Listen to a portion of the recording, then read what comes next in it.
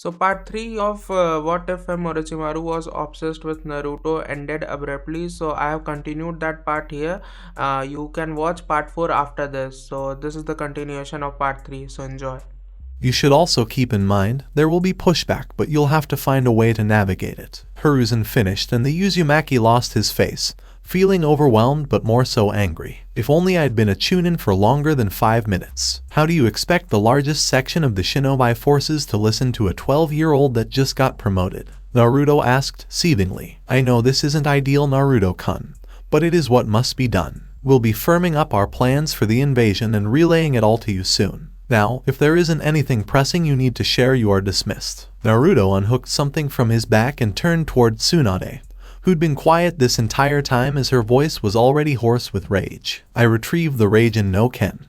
Here you go, Oba-chan, Naruto said, throwing the hilt to the slug Sannin and departing before any questions could be asked. He also missed the fond-smiled Tsunade, Koharu, and Hamura had of the lost Senju treasure and reminder of their family and sensei respectively. It was short-lived. He's not ready for this, Tsunade said, raspily. He has no choice but to be. People are guaranteed to die. You're going to put the responsibility on him with no previous command experience. Once again, this is what is needed, Tsunade. Whatever scheme we go with, Kurenai won't be there. I can't run the risk of someone intentionally putting him in harm's way. And this will show the others that he isn't some monster but truly one of them. Conversely, Naruto will see he isn't as detested as he thinks he is. I know it's my fault I've allowed that impression to continue, but he'll see. Some are hesitant because he is so capable with minimal training from us and Orochimaru's interest, but I believe he'll sit in this chair one day. The path starts now. Your machinations of late have left a lot to be desired, but on this, I agree. Naruto thinks only a handful of people see him for who he is, some more simply tolerate him.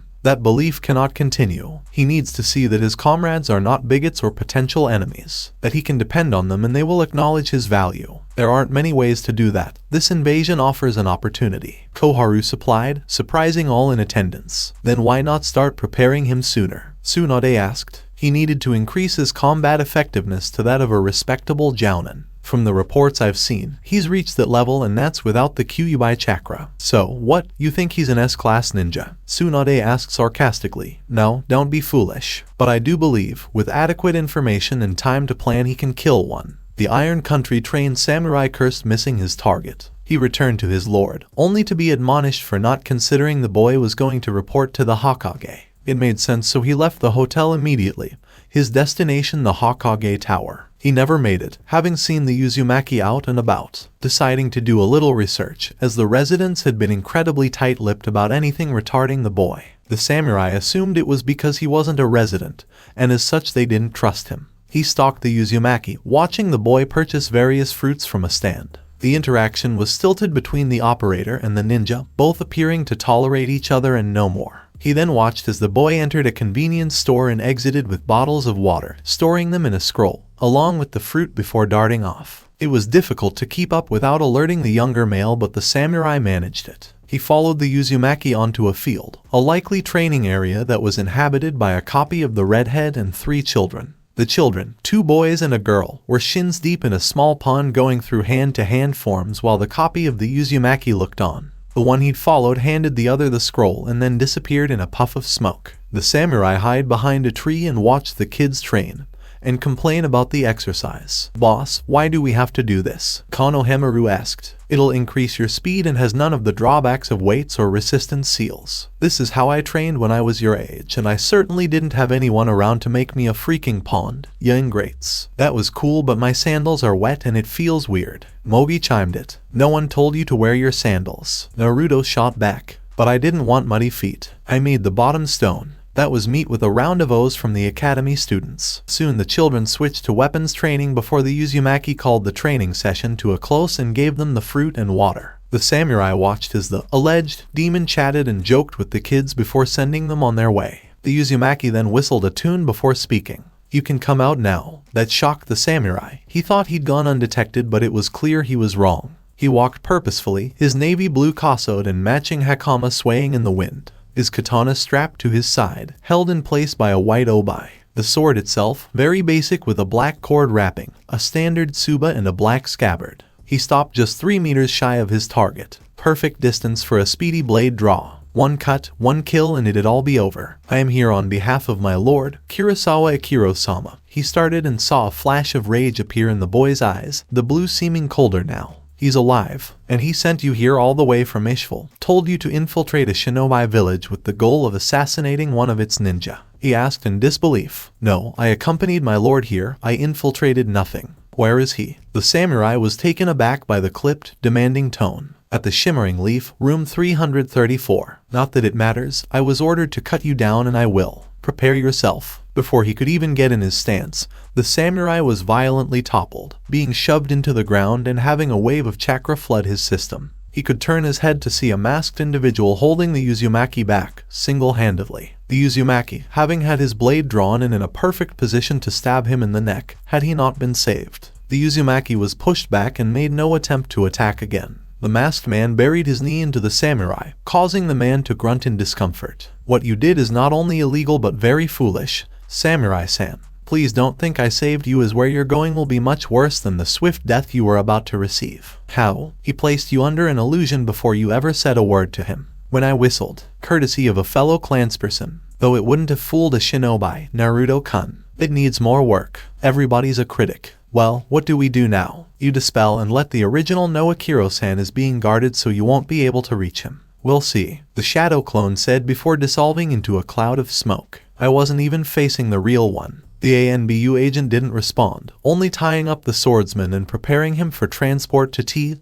and I. The real Naruto received the information, but it almost didn't register, as he was awash in painful feelings and memories. Kaio taking the brunt of the explosion on the bridge, being dead before he hit the water. Riku, buried to her neck, her face a vision of pain and sorrow as Reiga gloated over her corpse. Her death hurting all the more because it was Naruto's suggestion they split up for the day. Egami barely having enough strength to drag them onto the small ship, often delirious before he made it to Tsunade, and Shizune. The last he remembered of the man was a brief smile, and a thanks. He slipped away while Naruto was blackouted. There was virtually no one Naruto hated. He'd been able to come to terms with his ostracization thanks to Bagheera, and while he disliked the villagers, he didn't hate them and left himself open to change if they did. He hated the old man, but that stemmed from his great sense of disappointment, betrayal, and the still nagging desire to be truly acknowledged by the one he once considered family. But Kurosawa Akiro was a monster. He had enough and wanted more because having more than all those around him made him feel superior. He was a beast in fancy clothes, a cruel, vain, stupid fuck-up that got dozens of people killed.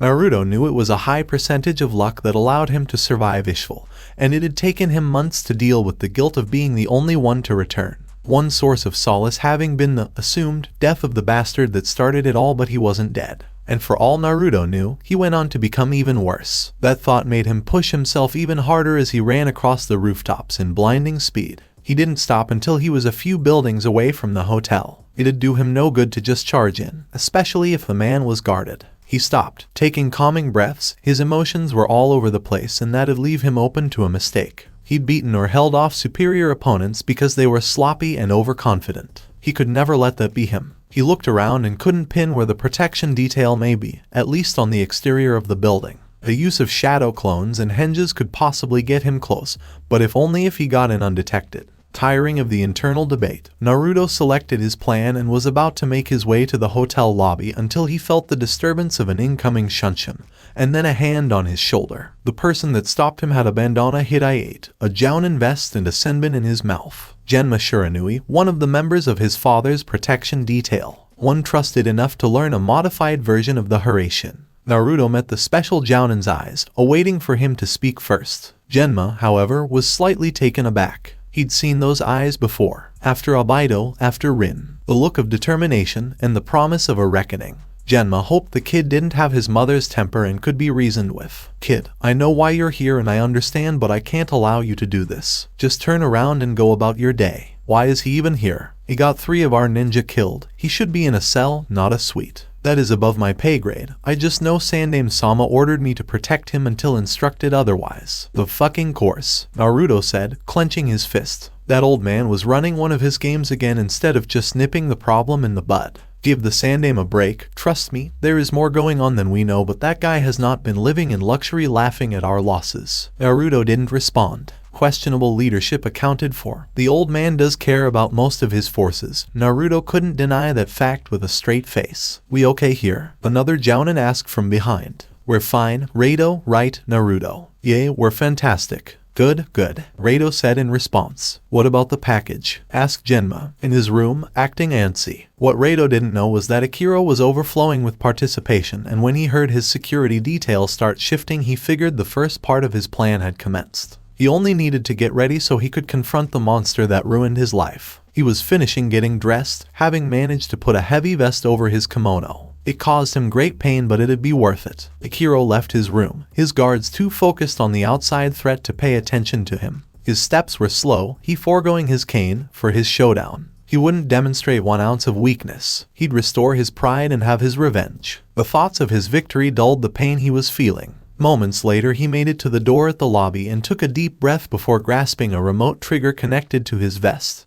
pressing down on a red button. Uzumaki. He yelled, I know you're here, Uzumaki. Come meet me, coward. He was immediately surrounded by an ANBU team. This vest has enough explosives to level several buildings. If you touch me, I'll release the trigger. Where is Uzumaki? Naruto, Genma and Rado shunshined in front of the man, about 3.5 meters back. Akira cackled in glee when he saw the red-haired boy standing before him. All foot traffic in the vicinity of the man's shriek stopped, seeing a heavily disfigured person shouting for that boy. I see that idiot samurai got you here. Did you kill him, demon? Akira watched as Naruto refused to respond. Answer your betters, boy. Did you kill him like you tried to kill me? Like a coward? Answer me or I'll let go of this trigger. I'm not playing. I'm sorry, did you say something? Naruto said, and all attending shinobi sweat dropped. Am I some kind of joke to you, you little monster? AMI. Look at what you did to me. You disfigured and crippled me, and all for that trash that didn't know its place. You're alive. You should have been thankful for that. Thankful? Your Hokage has taken everything from me. Everything my family built, and it's all your fault. You should have died like the rest of those fodder ninja like I planned. Everyone felt a brief flash of killing intent, it disappearing as fast as it emerged. Those ninja had more guts, character, and worth than if you'd managed to live 100 lifetimes. You're wrong. All of you are only good for following the orders of your betters. That stupid samurai was the same. Just obedient dogs for your masters. If not for uppity ninja, I'd still be whole. This is all your fault. All involved were starting to tire of the man and his rantings. The problem was, while the ANBU knew containment jutsu, they weren't designed to contain explosions, certainly not ones powerful enough to level several buildings. Attempts to sever the hand might cause the pressure to lighten off the button, and Jinjutsu may be negated given the signs of agony that were seen in his body language. It's pretty clear he wants to kill Naruto, and there is no way they could allow that to happen. Not only because of his Jinchuriki status, but due to the interests of each of the Sannin and the Sandaime. Each of the ANBU in attendance shuddered to think what would happen if the Uzumaki died to a civilian nutjob. Naruto, too, was aware things were escalating rapidly and something needed to be done. He was fortunate that he'd been preparing for a mad bomber and had developed a few jutsu to deal with explosions. He performed 5 hand seals, dragon sheep monkey horse snake, and thought water style, great gummy sphere. The sphere of multi-textured liquid rapidly approached Akira and engulfed him before he could move. The ANBU had managed to get out of the way. He was shocked to be suspended in a gel-like prison, and while he could move somewhat, he couldn't exit out of the construct. He stared at the Uzumaki, shocked and irate. He couldn't believe his guaranteed victory was slipping away from him. He took a look at his cage. It had roughly a 6-meter diameter. He was confident it couldn't quell the explosion, and he'd likely take some of the villagers with him. Even if the Uzumaki got away, he'd be blamed for it. Without a second thought, he released the button and died at the epicenter of the blast. If he could have somehow seen his attempt, he'd have shrieked in displeasure, as the gel did contain the blast and the lack of sufficient oxygen for a fire to ignite. The ANBU had taken precautions and created mud walls when they witnessed the man release the trigger, and while they budged, they were not breached. More squads of ANBU showed up with the Sandaime and Tsunade in tow. As the Black Ops got the villagers under control, the Sandaime decided to question the special Jounin on the scene. Genma, Rado, what happened? A 5-foot loon with a death wish, sir. Genma snarked but saw it was not received well by the aged Hokage. Akiro-san had an alleged massive bomb with a remote trigger, a deadman switch at that, and he threatened to use it here. Why? Chunin Uzumaki arrived, and our shifting to confront him must have alerted Akiro. He then made his way out here and boom. Why was Naruto-kun even here? How did he know to come here? The samurai following Akiro-san. Apparently, he was given orders to attack Uzumaki-san. His attack was thwarted by an agent on the scene, but the Naruto he stopped was a shadow clone. He alerted us that Uzumaki-san was headed straight here, Hokage-sama, replied Kat. And you two stopped him from infiltrating the hotel, leaving your charge unprotected. We didn't think we had to protect him from himself, Hokage-sama. That was beyond our mandate, Reito said in Genma and his mutual defense. The Hokage reluctantly accepted the explanation. So, you stopped Naruto-kun from getting to him. I'm assuming he didn't fight you. No, Hokage-sama, Balth's special Jounin replied. But Akiro-san emerges from the hotel, an explosive strapped to him. What did he want? Payback on the kid for the impromptu makeover. Guess he didn't feel as pretty as he once did.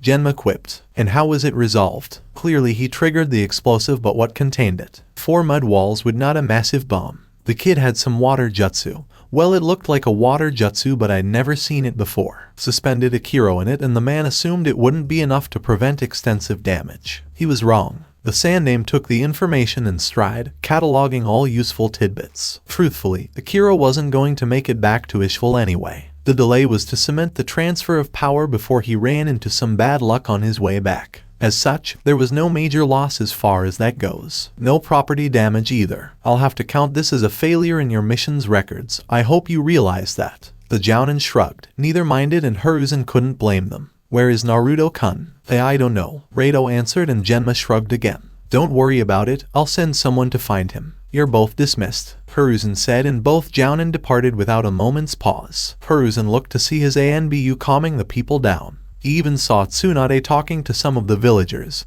something that surprised him. She wasn't all that sociable to most people. He saw her finish up her conversation and return to him. She met her sensei's eyes and picked up on the unasked question. I was just curious what they were saying about the incident. Oh, and what did they say? That some mentally disturbed person essentially tried to hold them all hostage but was stopped by Naruto. Some even wondered if that's how they sounded, paranoid and cowardly, for being so scared of a 12-year-old. That's good. That's a biased sample. No one who thought poorly of Naruto was going to say it to me unless they wanted to swallow their teeth. Good point, Tsunade-chan. Let's return to my office. Paywork awaits. Oh joy, she said sarcastically, but followed nonetheless. As the day turned into the night, the uproar of near bombing had turned into quiet rumor mongering. Those brave souls in attendance with the power of hindsight and liquid courage spoke about their harrowing encounter. Naruto Uzumaki was on the lips of many, but the heir of the Uzumaki clan was none the wiser as he sat in his retreat, Magilla sleeping peacefully in his lap. He was left with his thoughts and her soft snores as he stroked her back gently. A presence made itself known as she entered his rooftop garden, but she remained quiet, taking a seat next to Naruto. She looked around at his collection of plants, impressed at the diversity and the overall health. It was calming, peaceful in a way not much in their world was, and she understood why he'd come here to be alone. The silence was comfortable, the two at ease with each other as if they'd known each other for years. As serene as the silence was, she came here for a point and initiated speaking. I heard you had something of a rough day. You could say that. Want to talk about it? I don't even know where to begin. Oh, I fall outside of the normal command structure during wartime, so that's awesome. I may be made Chunin commander, as if that's not laughable. Why would that be laughable? I've just been promoted, sensei. Also, I'm that kid. No one is going to want to listen to me and will think I've gotten the position through favoritism or something. Oh, and this little conflict I'd be leading people into only exists because a collection of overpowered psychos want to ripe the Kyuubi from my gut, and it is guaranteed some if not many of us will die. And if that wasn't enough, that gutless tyrant had been alive this entire time and could have done God knows what in retaliation for me trying to kill him. You got that all out of your system? Kurenai asked. I'm not throwing a temper tantrum, it's all true. No, you perceive it as true. Sometimes I forget you're still 12. Only for a few more months. Naruto muttered, but Kurenai ignored him. I'll concede, you being put in a leadership position given all that has happened isn't ideal, and it is something the Sandaime should have considered while holding you back. No one wants war, but there have been tensions between the 5 great villages since the end of the last war. But this is partially for your protection. He can't have you assigned to a foolish risk. It isn't pleasant to think about, but your value is greater than almost any other single shinobi because you protect us all. As far as the prejudice of the shinobi corps, it isn't as widespread as you think it is, at least not anymore. There was a time many of us were cautious or afraid. Some have experienced the power of a Jinchuriki, many have felt the power of the Kyuubi, so leaving the control and containment to a child was not easy to accept. But eventually the fear passed and shame was left. You hadn't done anything, but many avoided you anyway, even knowing you provide a vital service, and some continued to avoid you out of that shame. Those who didn't could see you were a very sweet boy that was dealt a bad hand. You may never get a collective apology for how we treated or allowed you to be treated, but many have long come to see you as your own person and our comrade. The Akatsuki goals are of their own choosing, and they are a threat. To say you're somehow responsible is stupid, and you know better, so I won't waste any more time on it. And as for this Akiro person, I know you hate him. Even with him dead, you still likely hate him, but you need to let it go. I can't. Why not? Because he made the lives of his people worse for no other reason than it benefited him. He had the power to change things and he didn't. He just watched them suffer and did nothing. People like that, I hate. Must have felt good to strike out at him in Ishval, huh? I guess. And today, you foiled his plans and watched as his scheme was his undoing. That was nice, right? Not really, Naruto said, shaking his head. Oh, why do you think that is? Because revenge is empty and doesn't change anything. Maybe. I've seen people lose themselves to revenge, and I've seen others get it and it helped resolve their issues. If it isn't an obsession, a little revenge is fine, I think. But you didn't get revenge. So then why did it feel empty? Naruto asked, looking at the red-eyed woman. I think you could slay every person like this Akiro person in the elemental nations and it wouldn't matter. Why? Because the person you're really angry at, the one you really want to hurt, is the Sandaime. You see his worst qualities in people like Akiro. Those who use their power solely for their benefit and watch their subordinates suffer, like he did with you. I think there is a part of you so angry at him that if you hadn't suppressed it, you'd be blinded with rage and hurt. But people like him, when out of missions, you can stop them. You aren't powerless, nor are you subjected to their rule. I already know I hate the old man. Yes, but you always sound divorced from it. You know the emotion is there, but you've walled it off. That's not good, Naruto. It means you can never really get past everything. You'll only think you have until something taps into that latent hatred. Naruto chuckles. Orochimaru Shishu asked me if I could forgive him the night before we left. What did you say? That I didn't know? If things had been different, then maybe. I guess I was lying. No, it just means you're as complex as everyone else. I'll tell you, like I told Asuma, you don't need to forgive the Sandaime to resolve things with him, but as long as you carry around that hatred and that hurt, it'll be an invisible weight on you. I'm not sure I know how to resolve things with him. I've gotten all I need from him. Really? Hiranai asked, voice laced with skepticism. Because I believe if you think really, really hard, there is one question at the center of this, one answer you need you don't have. The Jinjutsu mistress finished and then departed, after ruffling Naruto's hair. The Uzumaki would spend the rest of the night in his garden, thinking about his sensei's words and so much else. I will continue the story in part 4. Till then, we weeb offline.